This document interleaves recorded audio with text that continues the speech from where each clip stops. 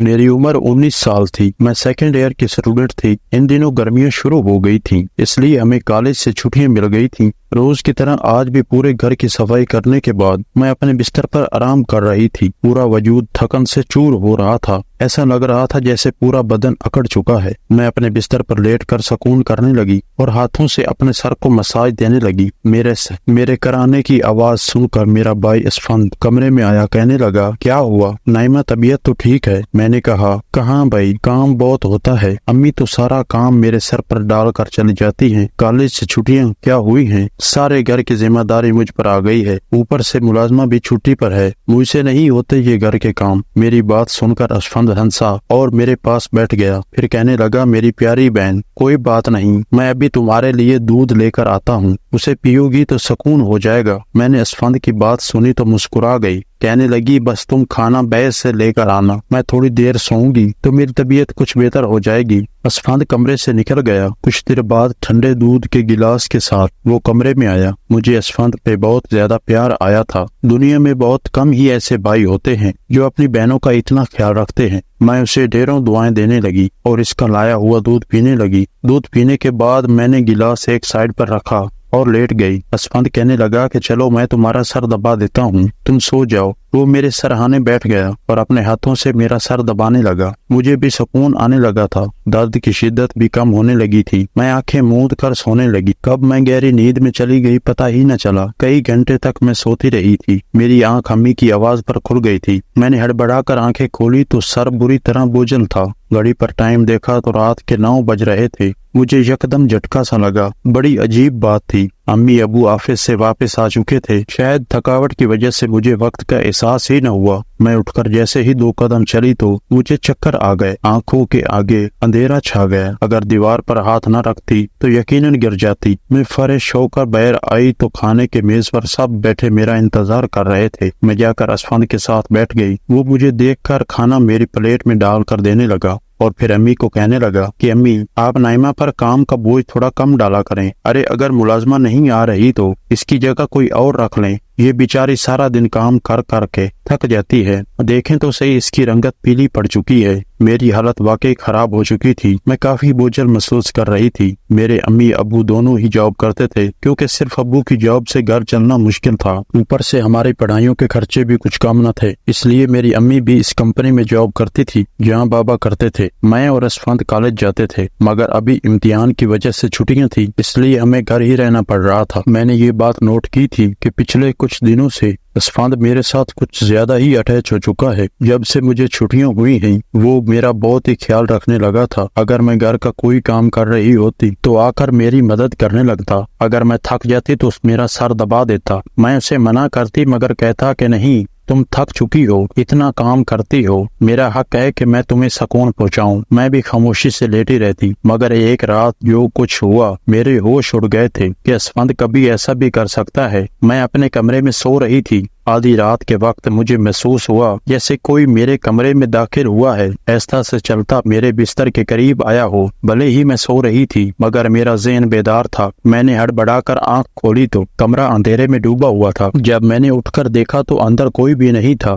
بس کمرے کا دروازہ تھوڑا کھلا ہوا تھا۔ میں سونے سے پہلے ہمیشہ دروازہ بند کر کے سوتی تھی، پھر خود کیسے کھول سکتا تھا۔ میں نیند سے بھری آنکھوں سے اٹھی اور دروازے کو لاک کرنے لگی۔ دروازہ لاک کرنے کے بعد دوبارہ پلٹ کر بستر پر سو گئی۔ میری آنکھیں بند تھیں کہ ایک مرتبہ پھر مجھے قدموں کی چاپ سنائی دینے لگی۔ ایسا لگ رہا تھا جیسے کوئی بستر پر میرے پاس بیٹھا ہو، وہ اپنا ہاتھ میری جانب بڑھا رہا ہو، لیکن میں نے پلٹ کر پیچھے دیکھا تو کوئی بھی نہیں تھا۔ مجھے گھبراہٹ ہونے لگی تھی۔ میں نے اٹھ کر کمرے کی لائٹ آن کر دی، دروازہ کھول کر باہر دیکھا تو مگر وہاں کوئی بھی نہیں تھا۔ آج سے پہلے تو ایسا کبھی بھی نہیں ہوا تھا جو اب ہو رہا تھا۔ مجھے پانی کی طلب ہوئی تو کمرے کا دروازہ کھول کر باہر نکلی۔ عین اسی وقت اسفند بھی اپنے کمرے سے باہر نکلا تھا۔ مجھے اٹھا دیکھ کر کہنے لگا، کیا بات ہے، آپ ابھی تک جاگ رہی ہیں؟ میں اسے بتانے لگی، کچھ نہیں، بس مجھے ایسے محسوس ہوا جیسے کمرے میں کوئی موجود ہو۔ پانی پی کر دوبارہ کمرے میں آئی، فوراً اسفند بھی پیچھے میرے پاس آ چکا تھا۔ کہنے لگا، آپ کو ڈرنے کی ضرورت نہیں ہے، اگر آپ کو ڈر لگ رہا ہے تو میں آپ کے پاس سو جاتا ہوں۔ میں نے اس سے کہا کہ نہیں، میری وجہ سے تمہیں اپنی نیند خراب کرنے کی ضرورت نہیں ہے، تم اپنے کمرے میں سو جاؤ۔ اسفند ضد کرنے لگا،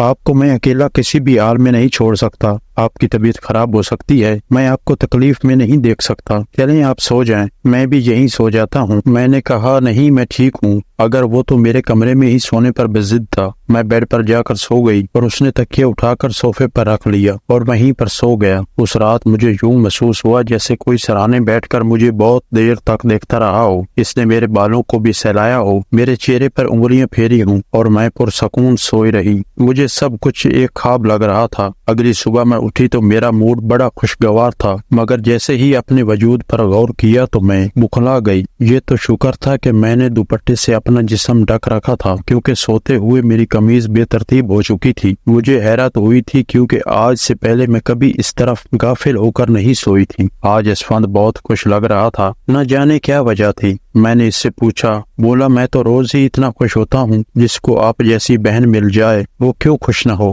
گھر کے سارے کام وغیرہ نپٹا کر میں بیٹھی تو اسفند تیل لے کر میرے سر پر آ گیا، کہنے لگا نائمہ آپ اپنے بال کھولیں، میں آپ کے سر میں مساج کر دیتا ہوں۔ مجھے اس کی حرکتیں بہت عجیب لگتی تھیں۔ میں نے کہا یہ تمہارا کام نہیں ہے، جاؤ اپنے دوستوں کے ساتھ گھومو پھرو، مجھے مساج کی ضرورت نہیں ہے۔ مگر وہ تو خود ہی میرے بالوں سے کیچر اتار کر کہنے لگا، آپ ہی نخرے مت کیا کریں، قسمت والوں کو ملتے ہیں مجھ جیسے بھائی۔ آپ کا بھائی جب آپ کے ان خوبصورت ریشمی بالوں میں مساج کرنا چاہتا ہے تو آپ کو مسئلہ ہی کیا ہے؟ چلیں آئیں، میں آپ کے سر کا مساج کر دیتا ہوں، آپ کو بہت سکون آئے گا۔ وہ مجھے وہاں سے اٹھا کر کمرے میں لے گیا۔ میں بیڈ پر تکیہ رکھ کر لیٹ گئی۔ میرے بال بیڈ سے نیچے لٹک رہے تھے۔ وہ میرے سرانے بیٹھ کر میرے بالوں کی مساج کرنے لگا۔ اسفند مجھ سے 4 سال چھوٹا تھا، مگر مجھے نام سے بلایا کرتا تھا۔ کہتا کہ آپ اتنی پیاری ہیں کہ آپ کو دیکھ کر دل کرتا ہے آپ ہمیشہ یوں ہی مسکراتی رہیں اور میں آپ کے لاڈ اٹھاتا رہوں۔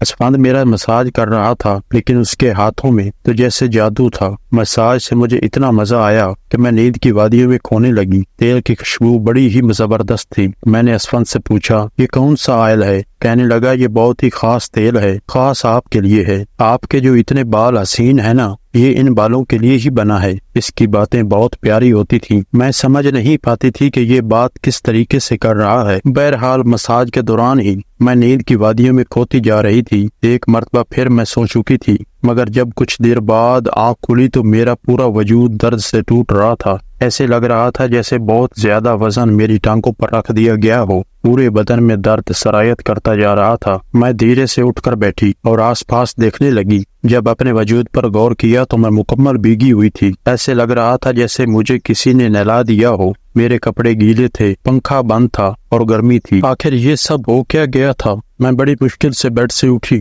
مجھے چکر آ رہے تھے، مجھ سے چلنا مشکل ہو رہا تھا۔ میں اپنی حالت سمجھ نہیں پا رہی تھی کہ میرے ساتھ یہ سب کچھ کیا ہو رہا ہے۔ بڑی مشکل سے چل کر واش روم گئی تھی اور فریش ہوئی تھی۔ اپنی حالت پر غور کیا تو ایسے لگا جیسے میں سوئی نہیں بلکہ کوئی مشقت والا کام کر رہی تھی۔ میں جب کمرے سے باہر نکلی تو مجھے خسر پسر کی آواز آئی۔ ایسے لگ رہا تھا جیسے اسفند کسی سے بات کر رہا ہو۔ گھر میں تو میرے اور اس کے علاوہ اور کوئی بھی موجود نہیں تھا، پھر وہ کس کے ساتھ بات کر رہا؟ میں پہلے تو کچن میں پانی پینے گئی، مگر تب تک آواز آنا بند ہو گئی تھی۔ میں کچن کے دروازے کے پاس کھڑی تھی۔ جب اسفند بیٹھک سے نکلا تو اس کے ہاتھ میں کافی پیسے تھے، جن کو دیکھ کر وہ مسکرا رہا تھا۔ میرے ماتھے پر بل پڑے تھے۔ اگلے ہی پل اسفند کی بھی نظر مجھ پر پڑی تھی۔ مجھے دیکھ کر کہنے لگا، نائمہ آپ اٹھ گئی؟ میں چلتے ہوئے اس کے قریب آئی۔ وہ ہڑبڑا کر پیسے اپنی پیٹھ کی جیب میں ڈال رہا تھا، مگر میں اس کا ہاتھ پکڑ کر ان پیسوں کو سامنے لا کر بولی، اسفند اتنے پیسے تمہارے پاس کہاں سے آئے؟ وہ نظریں جھکا چکا تھا۔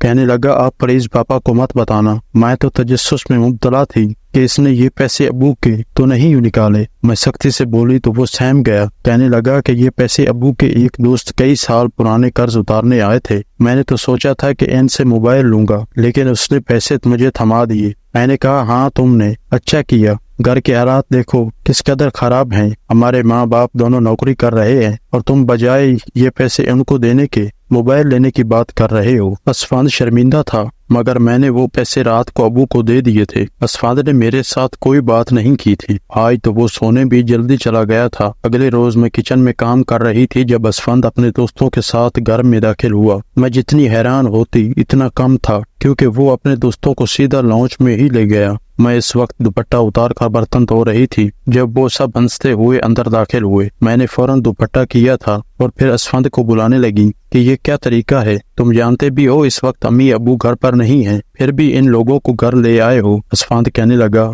یہ میرا گھر ہے، جب آپ کو میرا خیال نہیں تو میں آپ کا خیال کیوں کروں؟ اچھا سا کھانا تیار کریں، میرے بہت خاص دوست ہیں۔ وہ مجھ سے کافی ناراض ہو چکا تھا، مگر اب میں کیا کرتی، یہ کرنا تو ضروری تھا۔ میں اس کے دوستوں کے لیے کھانا بنانے لگی تو وہ بولا، کھانا پروسنے بھی تم خود ہی آؤ گی؟ مجھے اسفند کا یہ رویہ حیران کر رہا تھا۔ چھوٹی سی بات پر آخر وہ ایسے کیسے بدل سکتا تھا؟ میں نے کھانا میز پر لگا دیا۔ میں نے غور کیا تھا کہ اس کے دوست بار بار مجھے گور کر دیکھ رہے تھے۔ وہ سبھی مرد تھے، اسفند کی عمر سے بڑے تھے، عجیب طریقے سے گورتے رہے جیسے کچا ہی کھا جائیں گے۔ میں اپنے کمرے میں بند ہو کر رہ چکی تھی۔ جیسے ہی وہ گئے تو میں اسفند پر پھٹ پڑی کہ دوبارہ تمہارے دوست مجھے اس گھر میں نظر نہ آئے، مگر وہ تو اگلے ہی پل میرے گال تھام کر کہنے لگا، اتنا غصہ کہاں سے آتا ہے آپ میں؟ نہیں آئیں گے وہ دوبارہ، مگر آپ اس بارے میں امی ابو کو کچھ نہیں بتائیں گی؟ کیسا لڑکا تھا یہ، کبھی پیار نچھاور کرنے لگتا تو کبھی چڑھنے لگتا۔ بہرحال میں نے ہاں میں سر ہلا دیا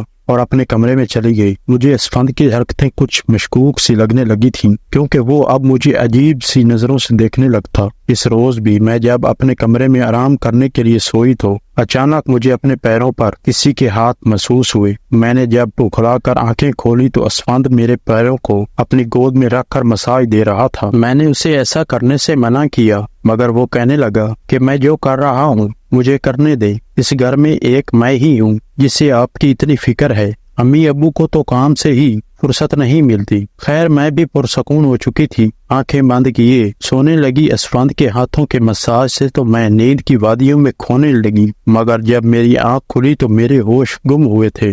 میرا سر بری طرح چکرا رہا تھا، بستر کی چادر بالکل بے ترتیب ہو چکی تھی۔ صرف اتنا ہی نہیں، بیڈ پر ایک شرٹ بھی پڑی تھی اور ساتھ ہی ایک میل پرفیوم بھی پڑا تھا۔ آخر یہ سامان کس کا تھا؟ میں تو کتنی دیر کچھ بول نہ سکی۔ سر میں اس قدر شدید درد کی ٹسیں اٹھ رہی تھی کہ میں دوبارہ بستر پر گر چکی تھی۔ ایسے لگ رہا تھا جیسے مجھے تو کسی نے بے ہوشی کی دوائی پلا دی ہو۔ مجھے اپنے پاس خسر پسر کی آواز آ رہی تھی، مگر یہ کون بول رہا تھا میں پہچان نہ سکی۔ مجھے تو صرف اسفند کی آوازیں لگ رہی تھی۔ ایسے لگ رہا تھا جیسے اسفند میرے کمرے میں موجود ہو، مجھے اٹھانے کی کوشش کر رہا ہو۔ کچھ دیر بعد جب آنکھ کھلی تو سارا منظر میری نظروں کے سامنے گھومنے لگا۔ میں نے آنکھیں کھول کر سب سے پہلے بیڈ کی جانب دیکھا، یہاں پر شرٹ اور پرفیوم پڑا تھا، مگر اب تو یہاں پر ایسا کچھ بھی نہیں تھا۔ آج پھر میری حالت بڑی عجیب تھی۔ میں بھی بچی تو نہیں تھی جو یہ سب کچھ سمجھ نہ سکتی تھی۔ گھر میں سوائے میرے اور اسفند کی اور کوئی بھی نہیں ہوتا تھا۔ پھر میرے سونے کے بعد آخر ایسا بھی کیا ہوتا تھا کہ میرا پورا وجود پسینے سے شرابور ہوتا؟ ایسے لگتا جیسے مجھے پانی سے نہلا دیا گیا ہو۔ صرف اتنا ہی نہیں، جسم درد سے چور تھا، رنگت بھی بالکل پیلا پڑ چکی تھی۔ دن بدن میں کمزور ہوتی چلی جا رہی تھی۔ اس روز بھی اسفند میرے قریب آنے کی کوشش کر رہا تھا، مگر میں بہانہ بنا کر اپنے کمرے میں آ چکی تھی۔ ذہن میں عجیب وسوسے آنے لگے تھے۔ طبیعت بھی کافی خراب تھی۔ میری طبیعت دیکھ کر امی بھی پریشان ہو گئی، کہنے لگی کہ کل ہی میں آفس سے چھٹی لے کر تمہارا ڈاکٹر سے چیک اپ کرواتی ہوں۔ آخر کیا مسئلہ ہے تمہیں؟ دیکھو تو صحیح کیسے زرد پڑ چکی ہو۔ اس روز ساری رات میں الٹیاں کرتی رہی، سانس پھول رہا تھا، ٹھیک سے سو نہ سکی۔ اگلے روز میرے ماں باپ ہمیشہ کی طرح پھر سے اپنے کام پر جا چکے تھے۔ انہیں تو شاید میری کوئی پرواہ ہی نہ تھی۔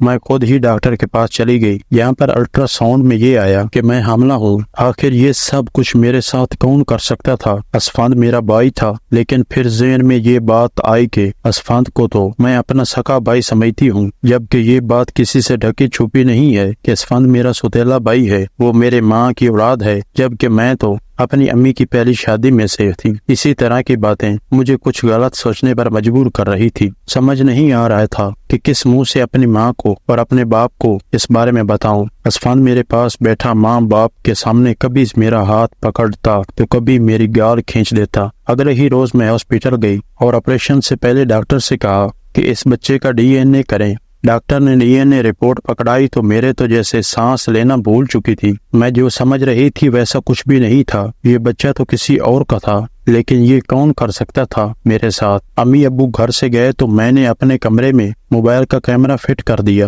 اس روز وہ پھر میرے پاس آیا اور میرے سر میں مساج کرنے لگا۔ میں بھی خاموشی سے لیٹی رہی، بہت کوشش کی کہ نہ سوؤں، مگر شاید اس تیل میں بے ہوشی کی دوائی تھی جسے سونگتے ہی میں بے ہوش ہو جاتی۔ کئی گھنٹوں بعد مجھے ہوش آیا، ماں باپ بھی گھر آ چکے تھے۔ جب میں نے کیمرے کی ریکارڈنگ سامنے کی تو میرے پیروں سے جیسے زمین نکل گئی تھی۔ اسفند میرے کمرے میں اپنے اوباش دوستوں کو لا رہا تھا جو میرے ساتھ بدکاری کر رہے تھے۔ اپنا مقصد پورا کرنے کے بعد اسفند کو انہوں نے پیسے دیے اور وہاں سے چلے گئے۔ یہ بات مجھ پر کسی قیامت کی طرح ٹوٹی تھی۔ میں نے کمرے سے باہر جا کر اسفند کو گریبان سے پکڑا اور تھپڑوں کی بچھاڑ اس کے منہ پر کر دی۔ اسفند خود بکھلایا ہوا تھا، امی ابو بھی وہیں پر تھے۔ ابو غصے سے میرے ہاتھ پکڑ چکے تھے کہ ہوش میں تو ہو، کیا ہو گیا ہے، پاگل ہو گئی ہو، کیوں مار رہی ہو اسفند کو؟ میں نے روتے ہوئے وہ ویڈیو انہیں دکھا دی کہ یہ ذلیل انسان میرے ساتھ یہ سب کچھ کرواتا ہے۔ ویڈیو میری ماں نے دیکھی تو وہ عرش پر گر چکی تھی۔ ابو کو بھی اس بات پر یقین نہیں آ رہا تھا۔ انہوں نے اسفند کو پکڑ کر بہت مارا، اس کے منہ اور ناک سے خون بہہ رہا تھا۔ غصے سے کہنے لگا کہ میں نے اسے کبھی اپنی بہن سمجھا ہی نہیں، مجھے پیسوں کی ضرورت رہی تھی، لوگ اس کے لاکھوں روپے دینے کو تیار تھے، مجھے اپنی ضروریات پوری کرنی تھی، اس لیے میں نے یہ قدم اٹھایا، اپنی بہن کی جسم فروشی کروائی۔ میں اپنے کانوں پر ہاتھ رکھ کر بس روئے جا رہی تھی۔ ابو نے اسے اتنا مارا کہ وہ لولوان ہو گیا، مگر جیسے تیسے خود کو ان سے چھڑوا کر گھر سے بھاگ گیا اور دوبارہ کبھی پلٹ کر اس گھر میں نہیں آیا۔ میرے پیٹ میں پل رہا بچہ ناجائز تھا جس کا میں نے آپریشن تو کروا دیا، مگر اسفند نے جس قدر گھنونا کھیل میرے ساتھ کھیلا تھا میں مرتے دم تک نہیں بھول سکوں گی۔ یقیناً آج کل کے اس پرفتن دور میں وہی بھائی ہوتا ہے جو آپ کے سکے والدین سے ہو۔ کسی بھی انجان مرد کے سہارے اپنی جوان جہان بیٹی کو چھوڑنا یقیناً بہت بڑی بے وقوفی ہے، کیونکہ شیطان پرست مرد ہر وقت اس آڑ میں رہتے ہیں کہ وہ کسی نہ کسی کو بنت ہوا کی عزت کو نیلام کریں۔ تو میں اپنے تمام دیکھنے اور سننے والے والدین سے یہی گزارش کروں گا کہ ہمیشہ اپنی بیٹیوں کو ساتھ پردوں میں رکھیں اور کبھی کسی بھی انجان مرد کے سہارے پہ انہیں اکیلا نہ چھوڑیں۔ اس سارے معاملے میں آخر غلطی کس کی تھی؟ میرے ماں باپ کی جو پیسہ کمانے کے چکر میں بچوں سے بالکل ہی غافل ہو گئے تھے، یا پھر میری کہ میں اپنے سوتیلے بھائی کے ساتھ اکیلی اس گھر میں رہتی تھی، اس پہ حد سے زیادہ اعتبار کرتی تھی، اسے اپنا سکا بھائی ہی سمجھتی تھی۔ پیارے دوستو، ایسی ویڈیوز دیکھنے کے لیے ہمارے چینل کو سبسکرائب ضرور کریں۔